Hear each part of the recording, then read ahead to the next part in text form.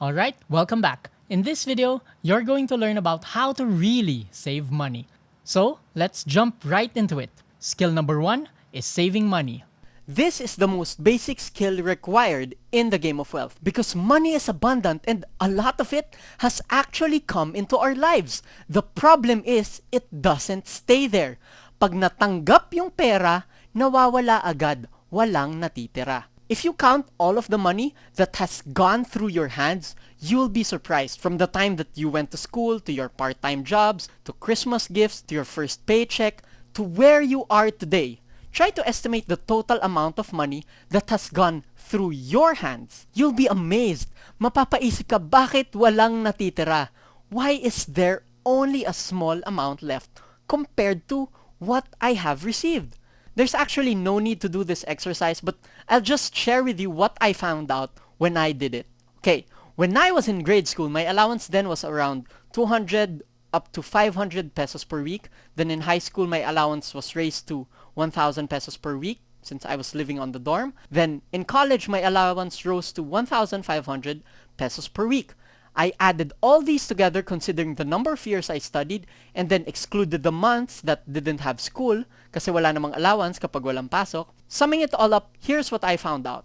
The total amount of money that I received as allowances reached up to 500,000 pesos over a 15-20 year period. Imagine that, 500,000 pesos. Now, that's still excluding the money I got as gifts during birthdays and Christmas. And computing this amount, the thing that hurt me most was that of that amount, nothing was left. Walang natira doon. I graduated with not even 10% of the total amount of money that I had received in my life. It was evidence. It was proof that I had totally mismanaged my money as I was growing up. At this point, you have money coming in, but it's also going out. We develop the skill of saving so that money that comes in stays in. Many people think that saving is all about willpower, self-control, and denying immediate gratification. But this is actually counterproductive. Kasi napakahina ng willpower ng tao. If for your entire life, you have been spending and spending and spending all your money, then definitely your willpower is weak. So, you shouldn't rely on willpower. What I'm going to teach you here are systematic solutions so that you don't have to depend on willpower. And this is by setting up what you would call barriers to spending. In Tagalog, harang sa paggastos. There are 3 kinds of barriers, but majority of the people here are only familiar with one kind, so they are unable to fully utilize the concept. Okay, the first kind of barriers are called psychological barriers to spending. In other words, this is what you call a mental budget.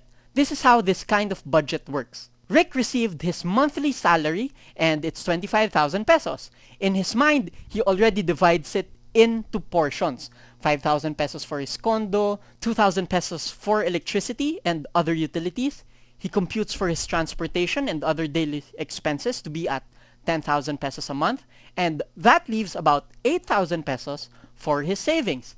Rick then says to himself, okay, mag-iipon ako ng 8,000 pesos this month. I will save 8,000 pesos.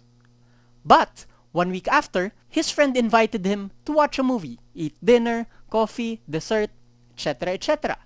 That's 1,000 out of his pocket. The day after, he found out that a band that he absolutely loved is coming to the Philippines. The price of the concert ticket was 4,000 pesos. So, that leaves him with 3,000 pesos.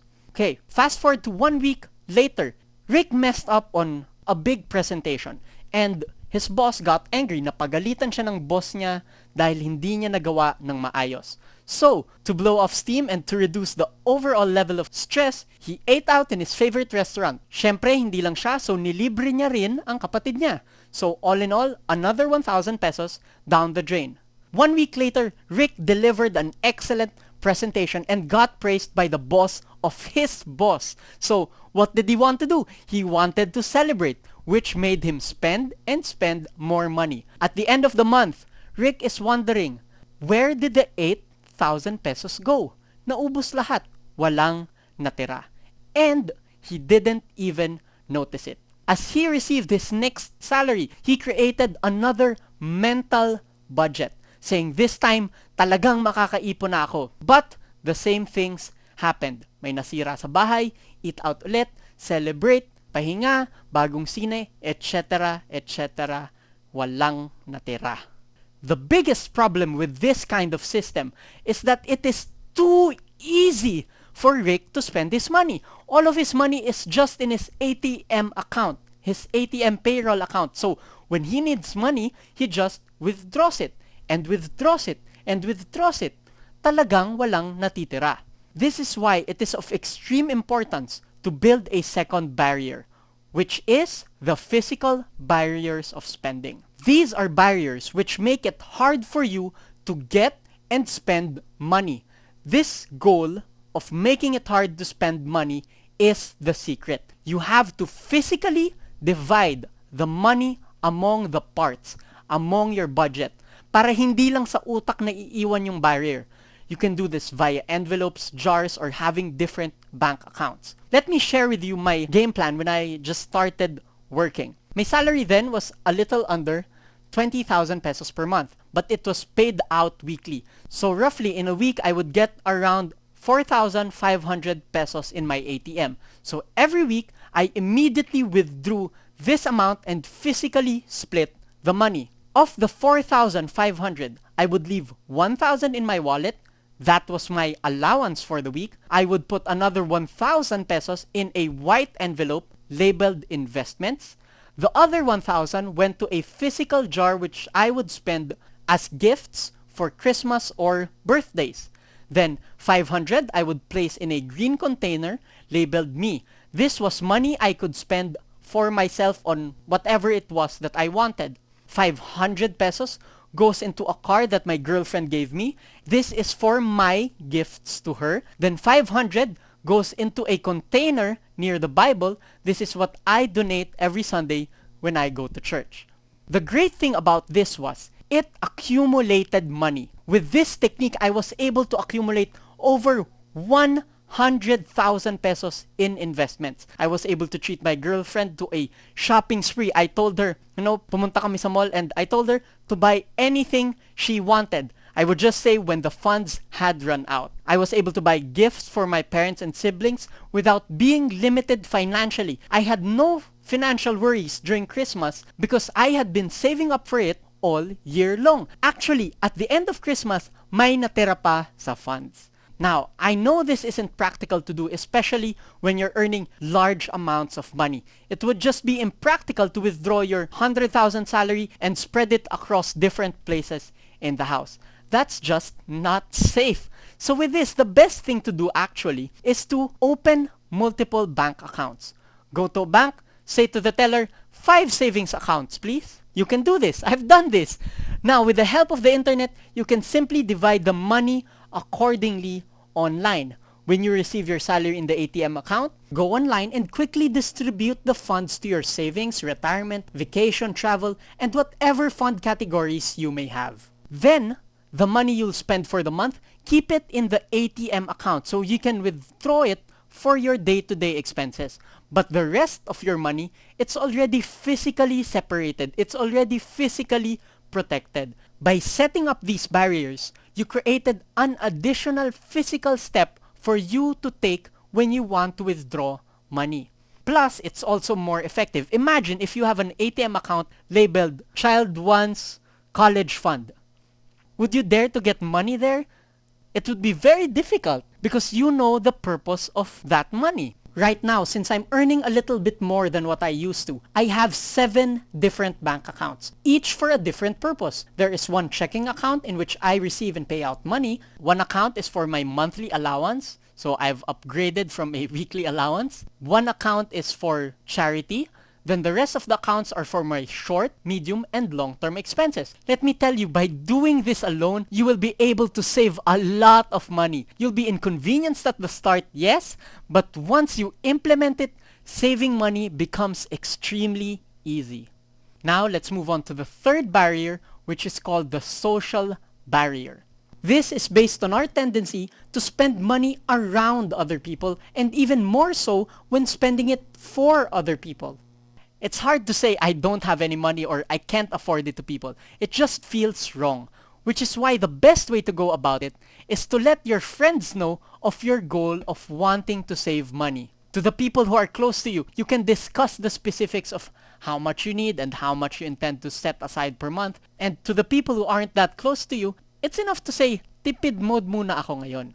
If they are good people, if they are good friends, they will understand. So here are a couple of suggestions on how to involve your network into your goals of saving money. First, for families with children, make a family piggy bank and tell your children that every time they have spare coins from their allowance, they should put it in the piggy bank. When the piggy bank gets full, then they can buy new toys with it or spend it on whatever they would like. For teenagers who want more expensive stuff like laptops and iPads and other gadgets, then it should be a fund that is specific for that expense. Say to your kid, if you want a laptop, let's save for it. Save from your allowance and I'll add to the fund as well. That way, they get trained on the skills of saving money. When they turn into adults, you'll be giving them a huge advantage in the game of wealth.